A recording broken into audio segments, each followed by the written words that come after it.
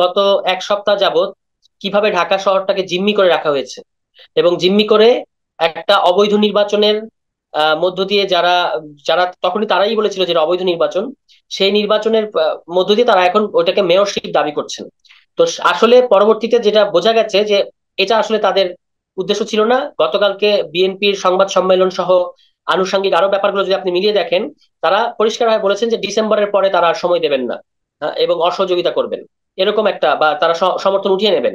তো সেইখান থেকে মনে হচ্ছে যে বিএনপি যেভাবে সংস্কারটাকে পাশ কাটিয়ে নির্বাচনের জন্য একটা চাপ দিচ্ছে ডক্টর ইউনূসকে, সেখান থেকেই তিনি এরকম একটা সিদ্ধান্তে এসেছেন। এবং পাশাপাশি এর আগের দিন সম্ভবত সেনা প্রধান নির্বাচন নিয়ে এবং দেশের অন্যান্য ব্যাপার নিয়ে যে সমস্ত মন্তব্য করেছেন, এতেও ডক্টর ইউনূস ক্ষুব্ধ কিংবা মনক্ষুণ্ণ হয়েছেন বলে আমাদের মনে হচ্ছে।